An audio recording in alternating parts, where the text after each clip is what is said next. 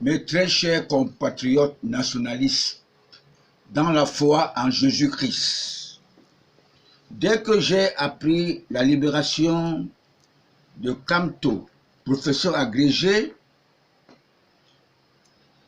je me suis posé la question, est-ce que c'est moi le bon samaritain ou c'est mon candidat naturel, Abbé d'Afrique, Paul Biya?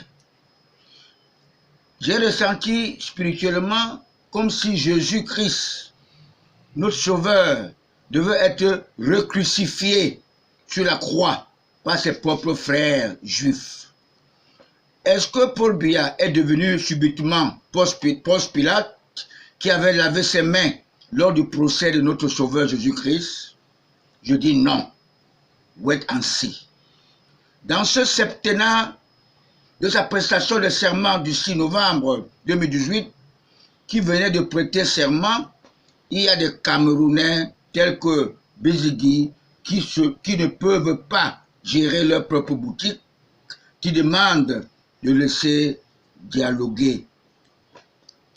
Alors, on dirait qu'ils veulent qu'on fasse dialoguer les moutons, on ouvre la porte à tous les moutons de Paniche. Je le considère comme tous les opportunistes politiciens qu'a-t-elle fait, n'est-ce pas, à nos bras. Un sabitou. Politiciens de notre pays, les charlatans tapis dans l'ombre, et même à Keremouna et Jean-Jacques Ekindi, le chasseur de lions, des enfants gâtés de leur père. Plus tard que jamais, MUPACT, Mutuelle des personnes âgées du Cameroun, a montré ses limites, comme les enfants de la prestigieuse école, l'ENAM. En conséquence, COTRAC, collectif des travailleurs retraités de l'Afrique centrale, vous tend la main pour que nous construisions ensemble une nouvelle Afrique des patriotes, pour que nous cultivions la bonne manière de vivre ensemble dans l'harmonie et dans l'amour du prochain. À dire vrai, la libération de Kamto avec ses acolytes se présente devant moi comme si Jésus-Christ serait encore crucifié pour une deuxième fois par les créatures du bon Dieu qui refusent de se repentir sur la croix comme Barnabas. Car je vois encore ces brebis galeuses crier « Kamto président, Kamto président ». Il s'agite. Dans quel Cameroun? Cameroun des animaux sauvages, même les animaux arrivent à distinguer le mâle à la femelle.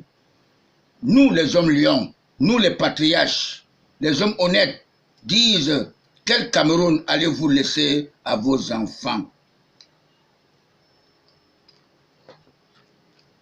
J'avais cru que nous nous reverrons en 2035, la même durée de temps de son frater Exuatutus, le grand professeur qui prétendait être aussi président de notre République.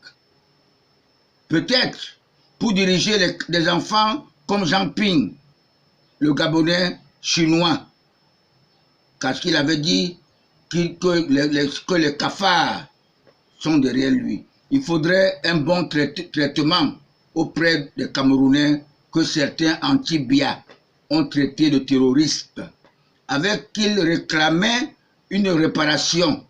Il faut reconstruire le sud-ouest et le nord-ouest.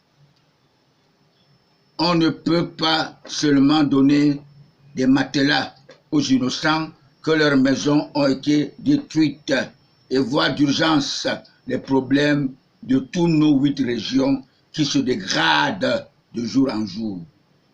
La population est restée comme les orphelins à cause de la malgouvernance.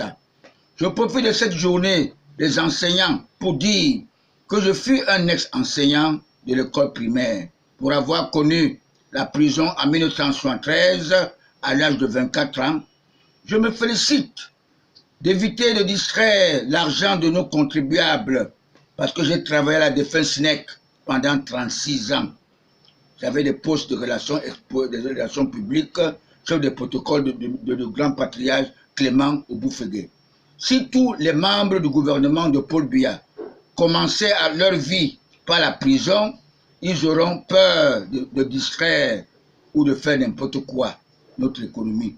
J'ai beaucoup apprécié la parole courageuse de notre camarade ministre Grégoire Orona, du gouvernement de Paul Biya et secrétaire général adjoint du comité central de notre parti, le RDPC, dire que la vérité blesse, mais le sang ne coule pas.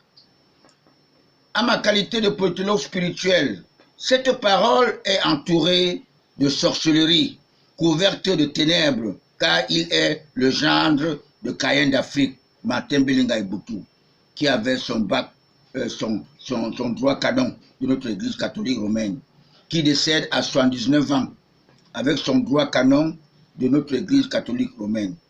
Il a construit une cathédrale baptisée Jean-Paul II dans son propre village. J'espère qu'il a prévu les routes d'accès. Beaucoup de nos concitoyens l'ont imité en offrant des milliards de francs pour la construction de la cathédrale de Bafoussam. Ils croient offrir à Dieu pour prétendre gagner le paradis après son décès. Je dirais non. Il n'y a que les patriarches parce qu'ils doivent savoir que le Vatican, n'est-ce pas, est l'État le plus riche, n'est-ce pas, de notre planète Terre, conquise par le Satan. J'appelle ça Elema en Douala. Je m'interroge, voir le traitement de nos ministres. Pourquoi peuvent-ils distraire l'argent de nos contribuables?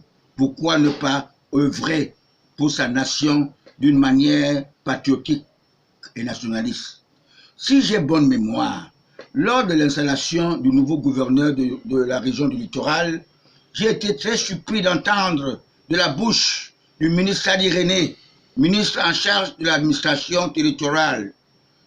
Il avait déclaré que Douala est une ville cosmopolite qui fait bon vivre.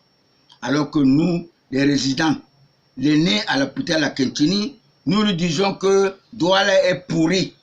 Nous lui demandons de venir voir à quoi ressemble le marché central de Douala, lequel marché qui avait été inauguré par notre père de la nation, n'est-ce pas, quand il fut Premier ministre.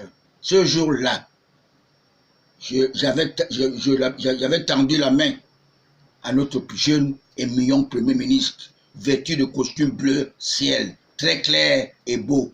Je croyais qu'il est blanc. C'est après que je me suis rendu compte qu'il est boulou, fils d'un catéchiste de notre église catholique romaine. Parce que j'avais découvert à l'époque les Aïssim Vondo, les Bois Samuel, qui portaient les Gandoura pour faire plaisir, n'est-ce pas, au Chécha Rouge, qui est Amadou Aïdjou. Vous devez savoir que notre église avait été dédouanée par le romain empereur Constantin Ier, né en 272, après la mort de Jésus-Christ, à la solde du colonisateur, avec un superviseur, le pape. Ils ont des noms apostoliques, même des aumôniers de guerre. Nous devons savoir tous, attendre notre congrès extraordinaire qui aura lieu avant le 4 novembre 2019. Notre parti, le RDPC, deviendrait l'âme immortelle et remplacera l'UPC, parti des martyrs nationalistes qui ont versé de leur sang pour notre indépendance et notre réunification. Vous allez constater qu'aujourd'hui, ce n'est que des parvenus, des gens qui n'ont rien à voir avec la politique, des gens qui sont les anti-Biya, qui mangent de ce pays, alors qu'ils n'ont rien œuvré pour ce pays. Lorsque vous voyez le jeune Kabla Libi insister sur le fédéralisme qu'il appelle communautaire, il a été payé par ceux qui veulent nous recoloniser. Ces prédateurs, voilà un des Judas de plus dans notre pays, le Cameroun. Je le connais, il me connaît. Un Camerounais qui va battre campagne à l'étranger, cela ne vous dit rien? Il n'y a que les ignorants de l'histoire qui peuvent tomber dans leur piège mystique.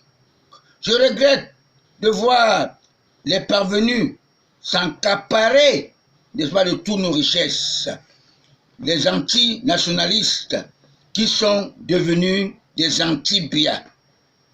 Vraiment, mes très chers camarades, je suis vraiment très écœuré, ça me fait très mal. Et ils sont devenus tous apprentis sorciers. Heureusement que le président Paul Biya les connaît.